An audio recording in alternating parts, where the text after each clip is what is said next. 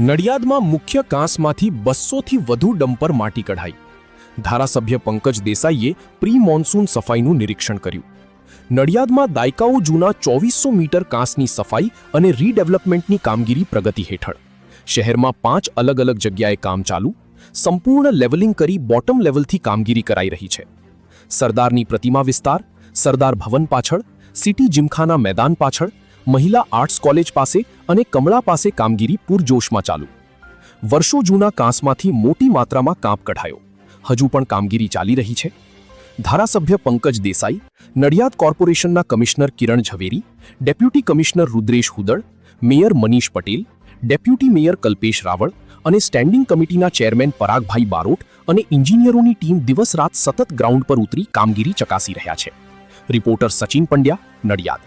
સવાલો જે ઉઠ્યા છે અને ખાસ કરીને આ વખતે જે વરસાદની જે નજીક છે સિઝન, ત્યારે અત્યારની શું કામગીરી થઈ રહી છે? એ સ્વાભાવિક વસ્તુ છે કે પ્રી મોન્સૂનની કામગીરીમાં જે મહત્વનું કામ છે એ નડિયાદ કમરા કાંસનું છે અને આ મુખ્ય સિટીનો કાંસ છે.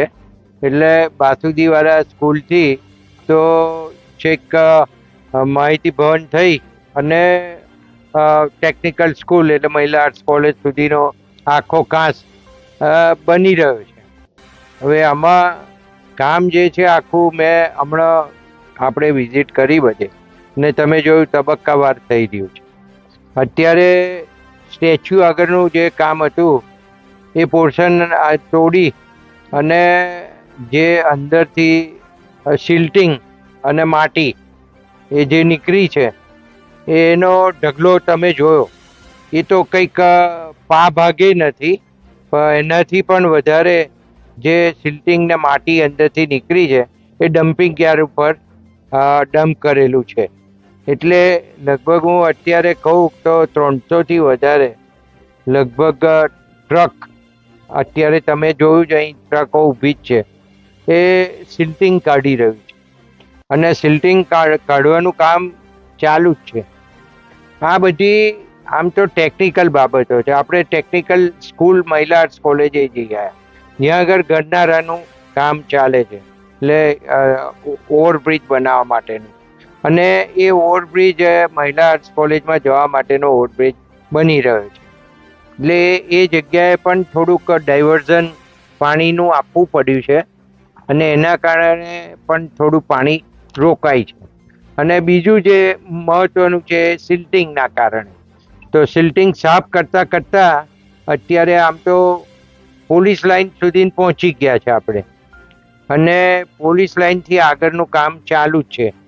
અને એ બધું સાફ કરતાં કરતાં મ્યુનિસિપાલિટીના ગેટ સુધીને આવશે અને ત્યાંથી આગળ સાફ કરતાં કરતાં અહીંયા આપણે જ્યાં ઊભા છે ત્યાં સુધીને આવશે.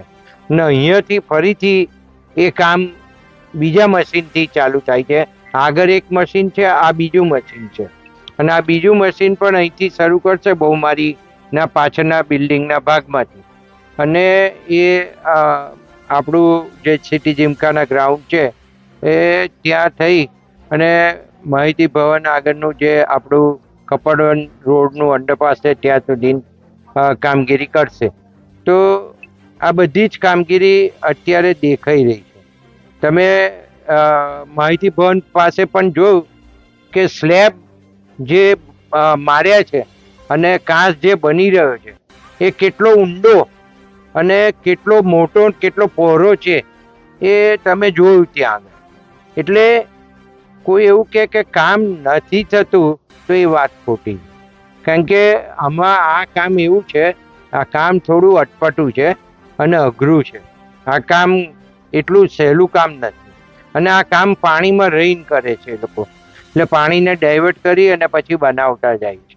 અને આ જે રીતના બની રહ્યો છે તમે જુઓ છો કે આ સિટીની જે મુશ્કેલી છે કે પાણી ભરાય છે, એનો નિકાલ ઝડપથી થાય એ કેવી રીતના કરવો એના માટેની છે. અને આ લોકોએ જે ડિઝાઇન આખી બનાવી છે એ ડિઝાઇન એવી બનાવી છે કે કઈ જગ્યાએ કેટલું નીચું હોવું જોઈએ એનું બોટમ લેવલ, એ પ્રમાણેની આખી ડિઝાઇનો છે. એટલે જ્યાં સુધી એ બોટમ લેવલ ના આવે ત્યાં સુધી એને નીચે ખોદવું પડે કે એને નીચે કામ કરવું પડે. એટલે સ્વાભાવિક છે કે ટાઈમ લાગે. એટલે કોઈને એવું થાય કે સ્ટેચ્યુ પાસે ખોદીને મૂકી રાખ્યું, પણ ત્યાંથી પણ હજુ બધું કાઢવાનું બાકી છે. અને જેમ જેમ પાણી ડાયવર્ટ થઈને આપણે સાઈડમાં થઈને બીજે કરીશું એમ આ લોકો સ્લેબ કરતા જશે. પણ આ ખૂબ લાંબો સમય ચાલે એવું કામ છે, પણ કામ અગત્યનું છે. આ કામ નડિયાદની પ્રજા માટેનું છે, કોઈ 5 વેપારીઓ માટેનું આ કામ ન હોય.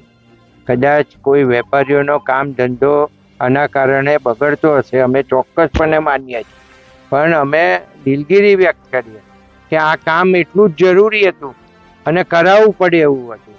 તમે જોયું કે આપણે દુકાનો જ્યારે તોડી તે વખતે જે વાત થતી હતી, તે વખતે જે વાત હતી ને મેં કહ્યું એમ ત્યાંથી લગભગ 150 કરતાં વધારે ટ્રકો એ ખાલી દુકાનના નીચેથી માલ કાઢ્યો. એટલે આ સિલ્ટિંગ એટલું બધું છે, એ સિલ્ટિંગ કાઢી અને એનું જે બોટમ લેવલ આવવું જોઈએ એ કન્ટુર સર્વે પ્રમાણે, કન્ટુર સર્વે કહું છું, એ કન્ટુર સર્વે પ્રમાણે આવે ને ત્યાં સુધીના કામ કરવું પડશે. એટલે આ અઘરું કામ છે. પ્રજાને વિનંતી કરું કે આ નડિયાદ માટેનું કામ છે. અગાઉના જે પેઢી છે એને મુશ્કેલીઓ ના પડે એના માટે થઈને કામ માન્ય મુખ્યમંત્રી શ્રી ભૂપેન્દ્રભાઈ પટેલ સાહેબને આપણે ખૂબ વિનંતી કરી અને એમણે આ કામ આપણને મંજૂર કરી આપ્યું. હું આભાર માનું એમનો કે આ કામ થવાથી મને ચોક્કસપણે ખાતરી છે અને મને વિશ્વાસ છે જે મહારાજ ઉપર, અને આ કામ 100% સંપૂર્ણ રીતે સક્સેસ થશે એવું માની રહ્યો છું. અને બીજું જે અંદર આવતા પાણીનું છે, એ પાણી એ અને ઘણા વર્ષો થઈ ગયા છે આ સ્લેબ ડ્રેનને. એટલે ક્યાં કઈ શું જોડાયું, એ ક્યારે જોડાયું એ કોઈને ખબર નથી. કોઈ એન્જિનિયરને નથી ખબર, નથી અમને લોકોને ખબર. અમે જ્યારથી આવ્યા ત્યારથી મ્યુનિસિપાલિટીમાં ત્યારથી અમને ખબર નથી કે અંદર શું છે, અને આ જ્યારે ખોલ્યું ત્યારે આ બધી ખબર પડી. એ હકીકત છે. એટલે પ્રજામાં સહકાર આપે. અને મેં એ ડ્રેનેજના ઇજનેરોને અને કમિશનરને કહ્યું છે કે ડ્રેનેજનું પાણી જ્યાં જ્યાંથી આવતું હોય ત્યાંથી બંધ કરી દેવું અને એને કમ્પ્લીટ ડ્રેનેજ લાઇનની અંદર કન્વર્ટ કરવું. થોડા દિવસોમાં વરસાદ પડશે તો પાણીનો નિકાલ શહેરમાં કેવી રીતે કરવામાં આવશે? એટલા માટે જેટલું બને એટલું ઝડપથી કામ કરીએ છીએ, અને તમને જેટલી જગ્યાએ લઈ ગયો, જેટલા ઓબ્સ્ટેકલ છે એ બધા જ ઓબ્સ્ટેકલ તમને બતાવી દીધા છે. અને એ બધે જ જુદી જુદી મશીનરીઓથી કામ ચાલુ છે.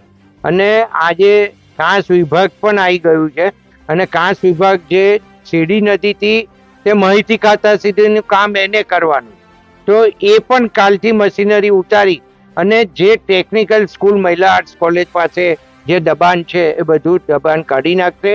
અને ત્યાં બ્રિજ બનાવવાનું કામ છે એ 3-4 દિવસની અંદર ભરીને પૂરું થઈ જાય, એ પણ એ લોકો આપણા ડિપાર્ટમેન્ટે તૈયારી કરી લીધી.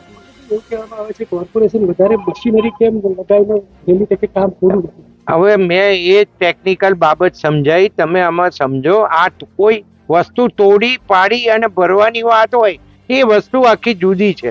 આ નીચેથી તમારે માલ કાઢવાનો છે, નીચે સ્લેબ ડ્રેનમાંથી માલ કાઢો.